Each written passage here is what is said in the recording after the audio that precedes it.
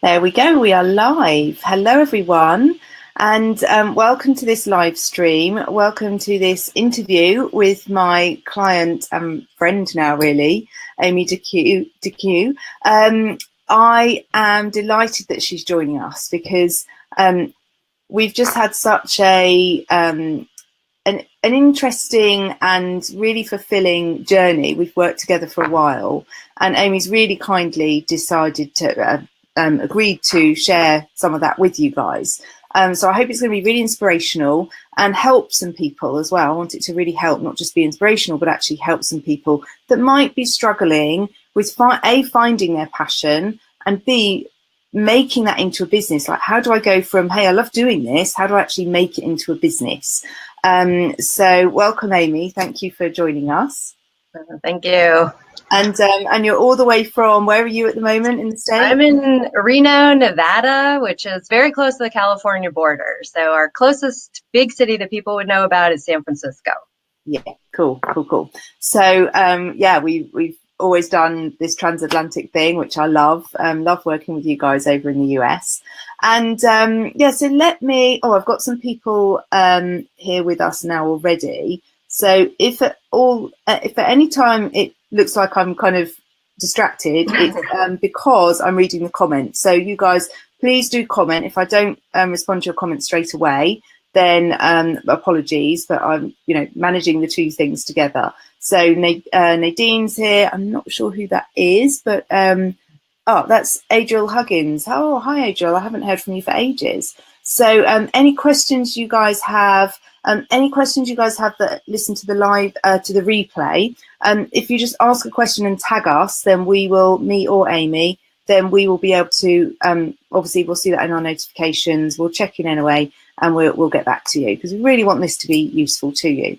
So I should explain who I am for anyone that's watching this that hasn't seen me before. So I am Liz Hancock, or Elizabeth Mary Hancock. ElizabethMaryHancock.com is my website, or you can find me, obviously, if you're watching this, you're in my group, so that's great. You should know who I am. But I am a business and mindset coach in a nutshell. And what I do is help people who are struggling with their business to really either, like in Amy's case, it was that almost wasn't an issue at first. It was the mindset around money and success and working on that. I do that. Sometimes I do that first. Sometimes I do it in conjunction with the business coaching. It all depends where that client is at and what they need. So I've got three main programs: my Wealthy Entrepreneur 50K Academy, Wealthy Entrepreneur 50K Mastermind, and they are group programs. The mastermind has individual elements as well. That's what Amy was in. And I've also just launched a 50K money mindset mentoring program, which encompasses a lot of the work that Amy and I did together, but it's all kind of lumped into a 14-week program. So yeah, that's me really. So Amy and I, how did we meet, Amy? You listened to one of my summits, I think, didn't you? Yeah, it was one of those webinars where there's a whole bunch of people talking, which then, led on further to more kind of videos and emails and things like that. Yeah.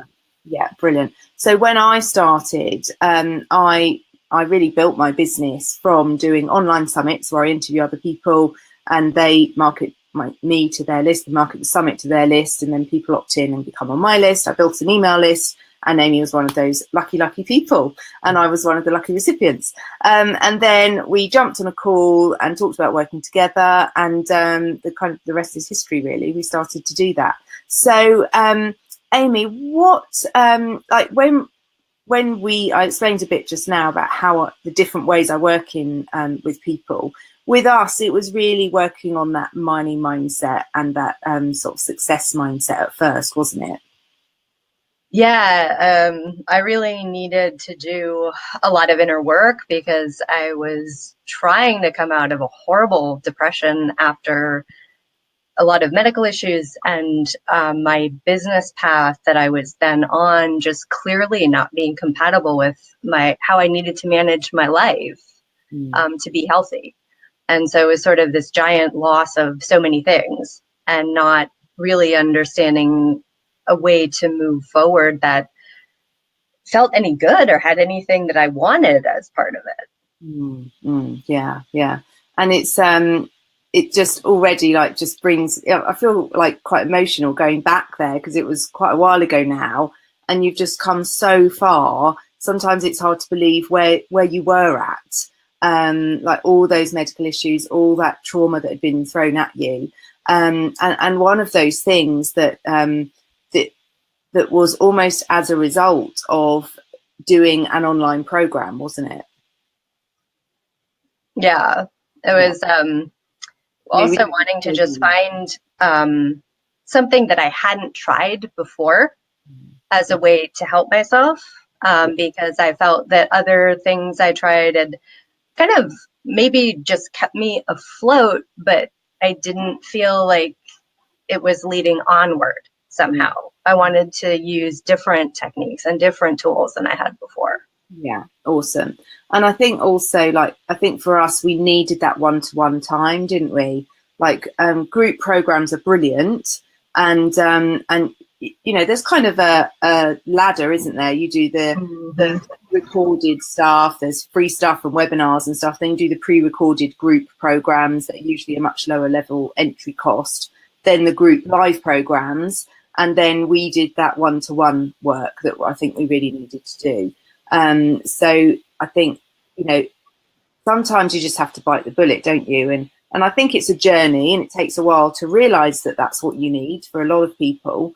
But what was it that made you think, yes, I know I need to do this? What was it that kind of got you across that line? Because you're investing a lot of money, weren't you? Yeah, well, it was just, I think the EFT was really important, that this wasn't just going to be another sort of intellectual discussion. There was actually this perspective on changing neurology that involved the body. And because I'd been through so much with my body, I felt that was probably a really important connection to make. And all of the studies on traumatized veterans and EFT were really amazing to me. And being able to learn more about it in a deeper way, where it wasn't just sort of trying to find information online or do an online video, where I could really get the hang of it as a practice, was important to me. Yeah, fantastic. Thank you. I think that's really like one major thing about Amy, that she's such, like, she will do the research and she will find out the facts.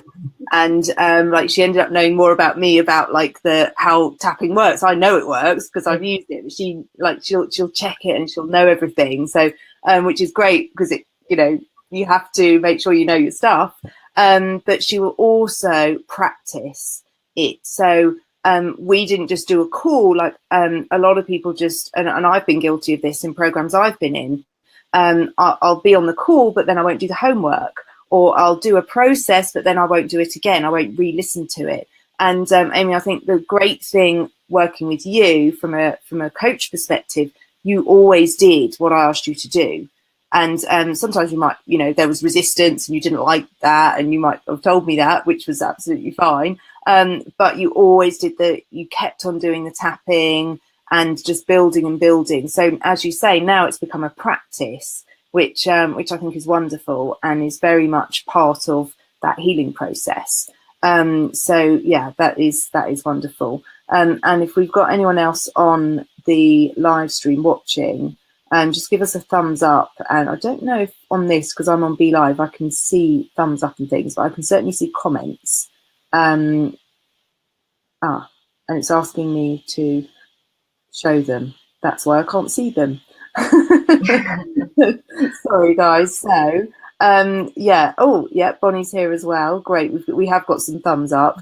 And anything that anyone wants to ask us, then they should show on the screen now. But we will respond to those. If you've got any questions for Amy, sorry, I said Bonnie. I've just seen Bonnie pop up. And any questions, any comments, anything you want to add to or challenge us on, we would love to hear them. Bonnie says hi. Hi, Bonnie. We love Bonnie. So Amy, what one of the things we we spoke about you doing some of those sort of DIY courses, if you like. I don't like to call them that, but they kind of are, aren't they? There's what I see at the moment is a real trend for coaches promising the world, and I've been encouraged to almost go down that route, and I'm resisting it because it really depends on where my client is when they join me, what they're ready for or capable of, and I'm not going to do a blanket promise. I kind of pride myself on that. But at the same time, I want to encourage people to want to work with me because we want to work with people that we think are going to get us results.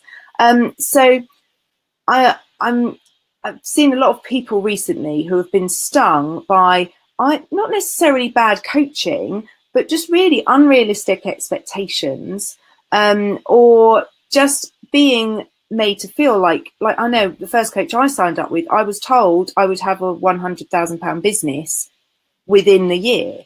And I had nothing of the sort, and it was really upsetting. I made myself feel like a failure. And, I take responsibility for that, and I didn't do all the work that I should have done, but I did a hell of a lot of it. And it was very much say, if you don't follow the coaching, you won't get the results.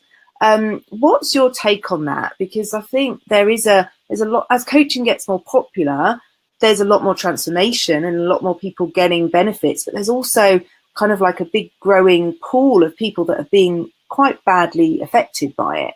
What's your take on that? Yeah, I think that it's part of it. It comes out of kind of an old school business approach of almost like the, sell, take the money and run kind of a deal where, it's more about what they want to achieve than the transformation that they're trying to help other people with. And unfortunately, it's very encouraged in the world of entrepreneurship. It's part of the mantra. It's part of what people learn in business school sometimes. It's part of what the articles that you see out there. We're in this weird sort of halfway point where on the one side, we've got this old school stuff going on that's sort of like a Wall Street kind of mentality, Gordon Gekko and all that. And on the other side, we've got this new paradigm of more balance and sharing and being more honest. But the good news is, I think people, and it taps what I don't like about the over promising and the fairy tale stuff. And then it's your fault if you don't get the fairy tale, right? Is that, it's just so fundamentally taking advantage of people's desperation.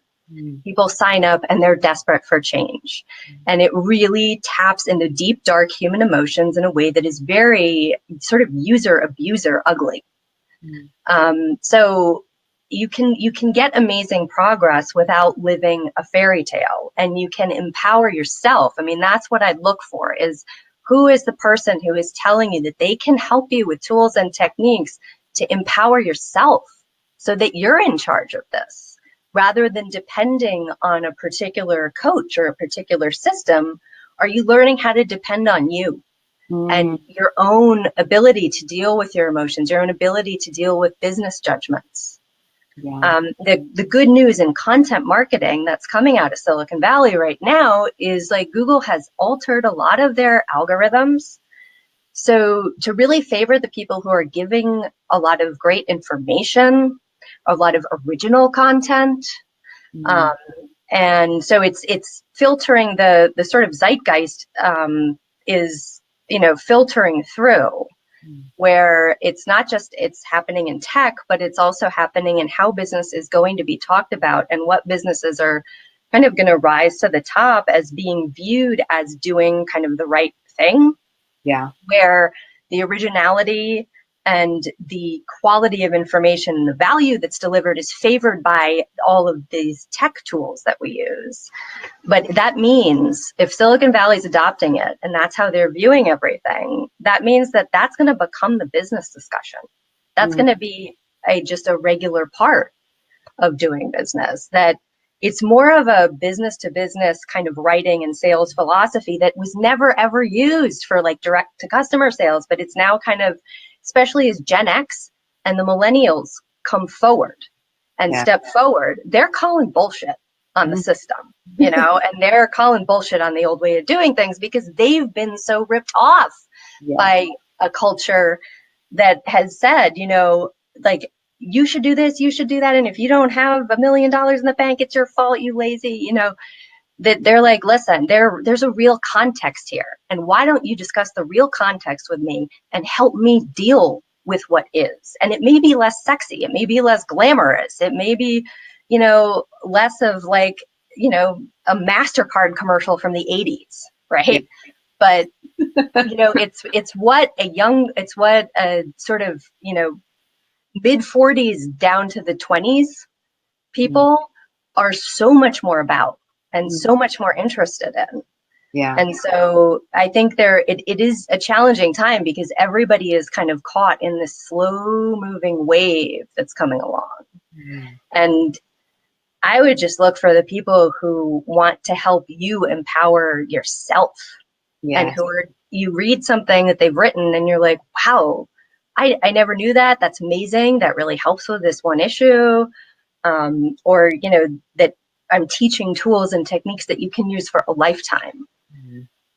Yeah, absolutely. That's wonderful. I was looking down because I was writing so many notes as you were talking, and I can't, like what you've just said, I can't let that go without saying to everyone, like, Amy is a copywriter. Like, what she's just said is gold. I'm going to play it back and use it in my copy.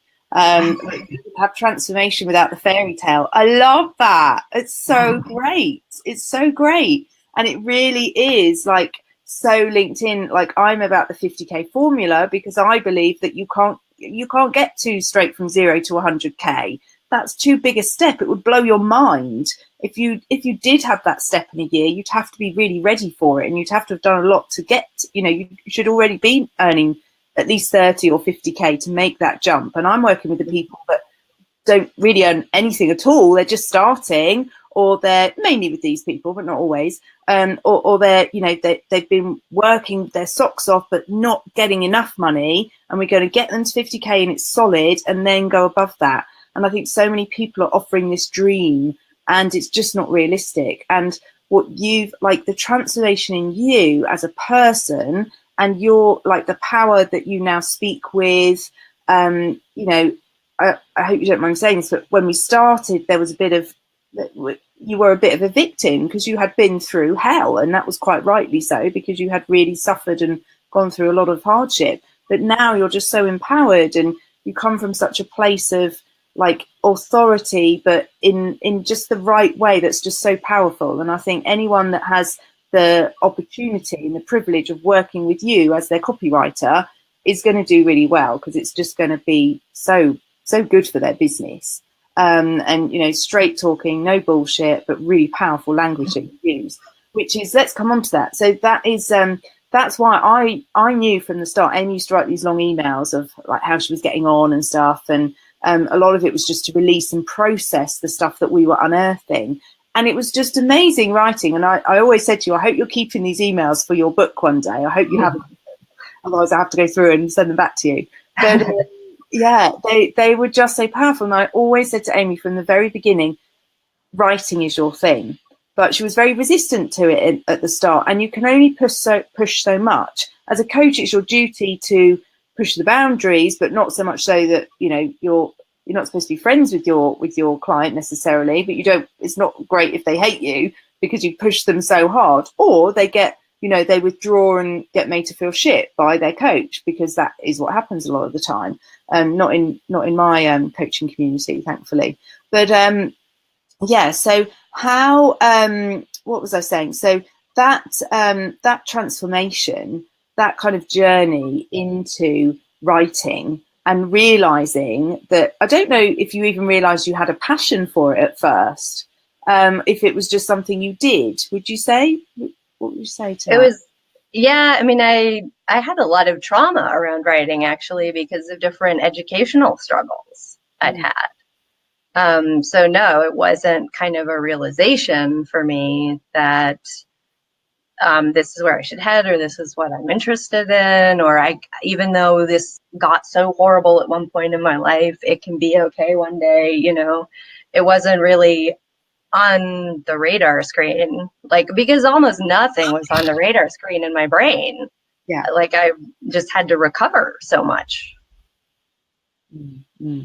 So when was that point where you thought, actually, maybe writing is something I should do? I think it was actually on my trip to Australia when I was in the outback, and there would be these long bus journeys, and you'd sit there for hours and hours, and I'd just start like tapping on my iPad and writing stuff down, and I just started to feel like, no, wait, there's still something there. Like, after all these years, there's still like something. And I don't know, like, and I came home, I was like, I should write a book. And then I'm like, no, I'm not going to starve while I do that. What else do I do? Right? Like, so then it became like, wait a minute, okay, if this is something, how do I explore it in a way that does not leave me in the starving artist position? Yeah. And ever the like practical, let's get on with it type of person that you are, you've found a way to make that happen, haven't you? You're not the starving writer that's writing her book and living off scraps on the floor. You're doing it, you're building your business to suit what you want to do, which is writing. But then, I'm sure you will write a book one day. But there's a lot of people out there that are going, if I just write my book, then everything's going to happen. And guys, a book isn't a way to stardom. That's very, very, few and far between. It's like winning the lottery, really. The odds are for that. But if you've actually got a presence first and then you have a book to support that and elevate you, that's a different story, or can be if you do it in the right way. But so Amy, how did you, when you came back from Australia, we had a break, didn't we? And then we started working together again. What made you think, yeah, actually, okay, I'm going to give this a go. I'm going to see, I'm going to train and do this properly. Because that's the other thing I will also want to highlight. And I'm not one for like, you don't need endless qualifications, but actually you might be really good and talented at something, but to make it into a business, like I was really good at supporting people and helping people, but to make that into an effective business took a different type of education and training and coaching. So tell us a bit about how you made that happen. Well, I started talking with a few people in my life about it, and, looking at, I really didn't want to go on the freelance websites and do things for like $10, $15 an hour and feel stuck. And it was actually Annetta from our group who pointed me towards this organization, this writing organization, because she had actually taken classes there. And honestly, their sales and marketing copy was so crazy. I was like, oh, I'm not doing that. Like, have you read what these people write? Like, it's just like, no. If you can get past that, they've got great information. So I took a chance on it because she had this discount offer. And so I used her discount offer on this one class. And then that led to actually a more intense boot camp process that I went through, and really learned an updated version of marketing specific to that industry, and an updated, way that you write these very, very specific forms of copy for different businesses. That, it's always that kind of a little bit of a letdown to get really pragmatic about something that you're passionate about. And at the same time, if you really don't want to sit there and worry about the money coming in, and you want to make progress, you're going to be current with a particular industry, and just, take sort of a, beginner's mindset of practice this until I can use it in exactly the way that I want to. Yeah. And I was really glad that I did get the education, because most freelance writers don't. They just put themselves out there as writers, and they don't train on updated forms of marketing, and they don't train on specific copy types. And they don't train on the difference between like business to consumer versus business to business. So that you can provide a lot more value because you went for specific training, and you don't have to walk in clueless to a situation. Absolutely. And, there's people out there that are just like in Facebook groups and, offering things, and you are just taking a punt on it. If they know their market well, then, and they do that well, then great, hopefully they can deliver. But what I love about you, Amy, is like, you're like, absolutely, I want to be up to date. I want to do this properly. You're not just like making, just making it up as you go along. You are like, you've learnt your trade, you had a passion and a gift for writing NOA, but that's not always enough. Hate to burst the bubble, guys, that's not always enough. But then you got the structure around it to make that into a business, and that's what you're doing now, which is fantastic. And to not have struggled through all those freelancer and go on all those sites and do your jobs for $10 an hour or whatever, or get a job for $10 and it takes you 4 hours to do. You've missed out that bit, which I think a lot of people struggle in for a long time. They think it's going to be easy, and then the rest comes later. Whereas you've turned that on its head and you've done it properly from the start, which I think is brilliant. So all credit to you, like professional to the T. So what would you say are what question I had here? What's been the hardest thing about, like, because you've had to be very structured. I know the course you did was quite pressurized. You had deadlines. What was the hardest thing about doing that, kind of like we said, doing it properly, doing it structured in a consistent way, all of those things? I think because I'd already had a business before, I knew what I was getting into, building a new business. And I was like, oh God, here we go again. Like it was, I was like, I know what I'm doing. I know what I'm asking of myself. And so there was a lot of fear factor in failing again. There was understanding that there's going to be a time horizon, understanding it's going to be slow to start, and it's going to take a lot of marketing and outreach to targeted audiences before you get that handful of good, consistent clients. It was just knowing that exactly what I was doing that was the intimidating part. It was like, it wasn't fear of the unknown, it was fear of what I already knew. And just being willing to walk through it again, because in part, thank God, through the copywriting organization, that's how I connected to all this international living options and organizations and everything else that kind of set the dream up of something I'd always wanted to do with my life. And now it looked like there was this information opportunity to do it. So it was kind of like this, you have that thing to move toward, like, I am doing this because this is portable, this is flexible, I can take this with me, I can finally, get to these places I really want to go to and live in a healthier place and lifestyle for me. So I think, it really helped to just have that kind of come into my life, so that I kept going towards an overall lifestyle goal and an overall vision. Yeah, that was something that I did always really wanted to do. That's beautiful, absolutely wonderful. So you have this dream of living in a much, getting a healthy environment, really, to live and to help yourself and so on. A lot of us have that dream. We start our own business because we want this greater work-life balance. I know that's why I wanted mine for my children. And then sometimes I've been like, hang on, the whole reason I started this, I'm not actually seeing my kids. So how do you, or not just my kids, but like not doing my exercise, or, I'm not getting a dog at the moment because I think I'm too busy and I really want to get a dog.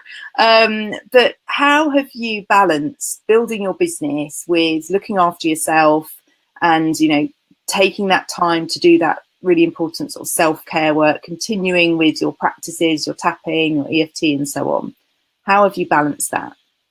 I think because I worked in New York and lived there, and it was such an onslaught all the time. For me, this actually feels pretty easy in a lot of ways. and the hard part is knowing the time horizon is not tomorrow. Right? The time horizon is farther because I'm like, now, I want it all now. And realizing that if I am going to do all these things in a day that really balance my life out, then some stuff is going to happen 6 months from now. Some stuff is going to be a year later. That's the hard part. Like, not necessarily the daily balance, but the balance in my perspective of staying on a good path, staying on a good road, and knowing that that does push certain goals out, like moving internationally. That, I can choose to do one thing and one thing only, but then I don't really have the complete picture of what it's going to take to support myself in the long term, either physically, emotionally, financially, all of it. So, and I would say, like, honestly, sometimes, I've had to switch from being like, very action oriented, and with really pressurized time horizons, to sometimes just taking a step back and being like, no, I am just going to watch Netflix now. And like, you're like, that makes no sense. What are you doing? Right? Like, your brain is like warring with your brain sometimes over these decisions. But I think, again, the perspective of, so what did I do this week that was of value, rather than like analyzing every hour or every day. Is really important too. Yeah, absolutely. And, that's such a good point. Like, my husband comes in nearly every night and goes, what difference have you made today, babe? And if I've had a bad day, or it's been hard, or I haven't had a client call, then it's like, oh, actually, I don't know. And it makes you feel a bit rubbish. But when you look at it over the week, which is why we do our really important thing in our Facebook group, the 3 goals at the beginning of the week and the celebration at the end, when you look over a week, you can't fail but to have moved forward. And I think everything you said, being realistic, being businesslike about it, really great what you said about, it was actually fear of knowing what was coming because you'd already done business, but managing that. And I think what I really love is, although it was a journey and we worked together for quite a while, there was a lot of personal stuff to get through and mindset stuff and so on.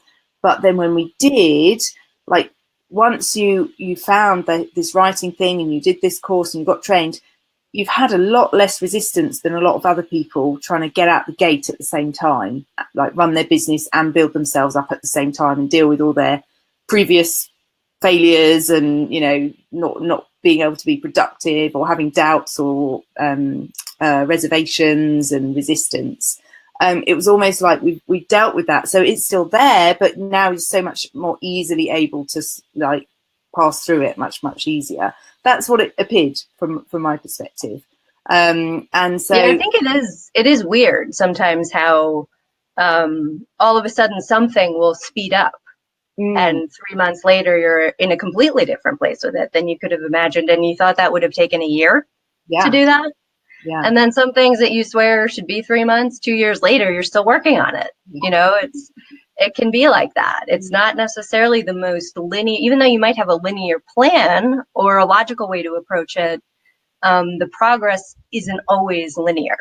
Yeah. And that's hard to ride with in our culture because the expectations are so linear. So it's a hard thing to share with people sometimes who have a very kind of give me the checklist. Yeah. And sometimes that works and sometimes it doesn't. And this other thing over here sort of broke open and worked out and you never could have expected it. Yeah. I spent a ridiculous amount of hours every day, like for 3 months on all the expat stuff. And I was like, I'm supposed to be doing my homework for my writing class. But I was like, it's just now. It's just happening now. And I want to know. Yeah. So your own ability to kind of rebalance and reprioritize. And if the energy is just super there for this one thing, then it may not make sense, but sometimes you go with it. And I mean, I think that's why you kind of have the overall sort of, I would say, like in anybody starting a business, what conditions are you starting under? Because you have the financial cushion to have some flexibility so that if this one thing takes off, you could do that. If nothing takes off, you can retool. And even though it's totally frightening to watch your savings disappear, you know, knowing that at least you gave yourself that chunk of time and you gave yourself that use of a certain amount of money, so that you could sort of ride the waves that come. Yeah. Because I think that I had to do so much personal work before I could even think about working again for a living. It was just not going to happen if I didn't really take that time out, completely out of the world, to dive into all of my shit, to be able to get out there in the world again without just completely breaking down.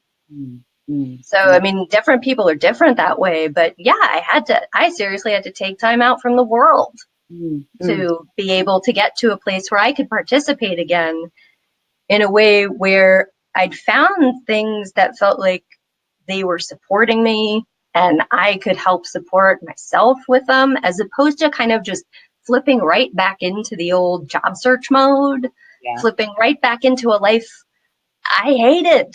And, you know, having that time to really ask very hard questions about what do you really want? Because sometimes you're so afraid to say it because it seems so unrealistic, or it seems so different and impossible, and it might not be, but it sure might take some learning and time to get there.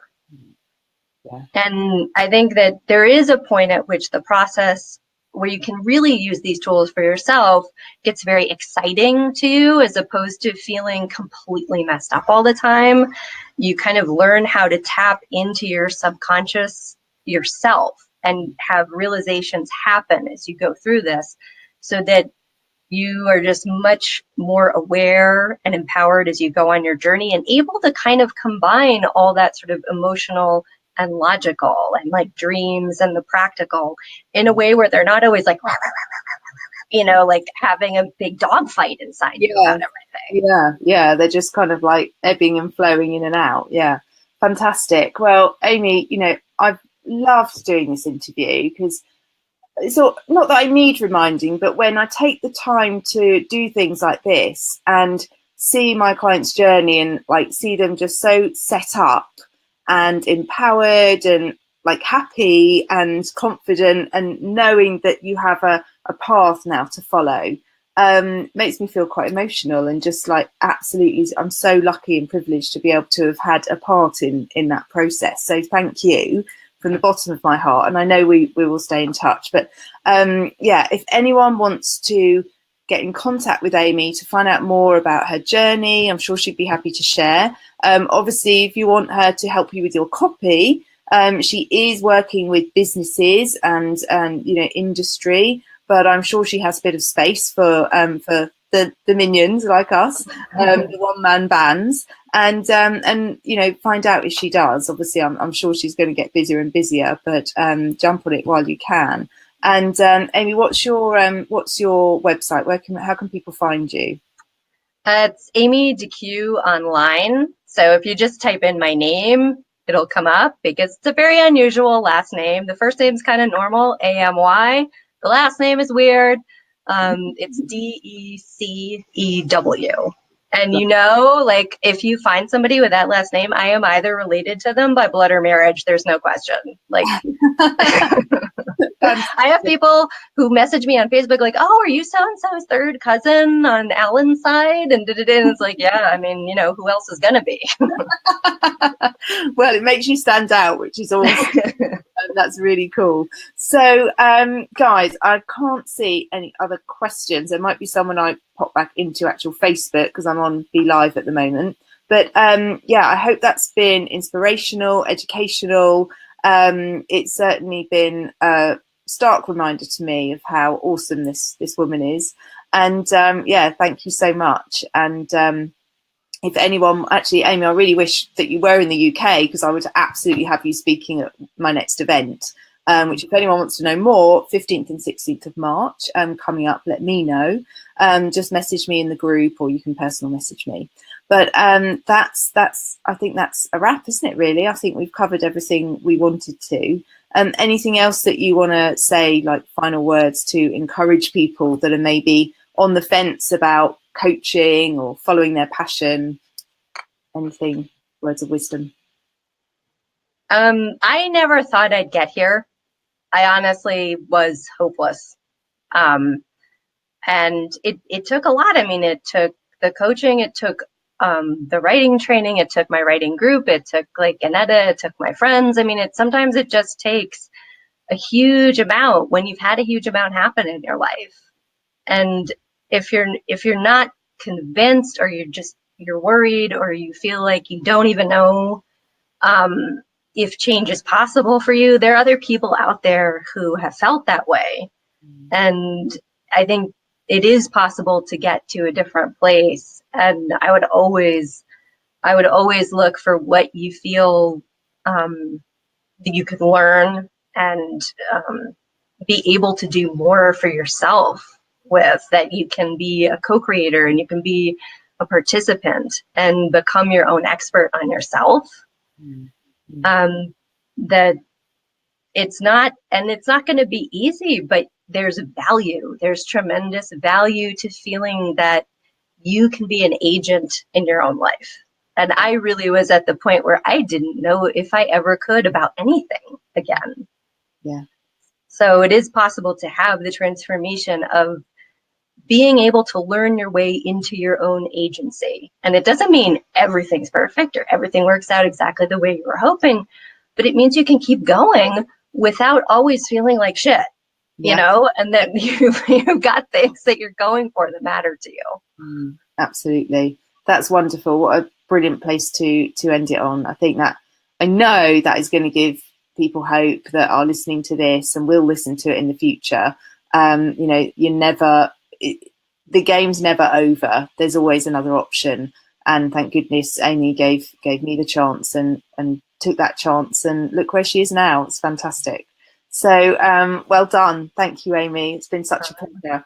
And I will look out for any other comments, and I will respond. So will Amy. As I said before, if you just tag us, we will see those comments and or questions, whatever it is you want to do, and we'll get back to you. But thank you for listening, and thank you so much, Amy. Thank you. See you soon.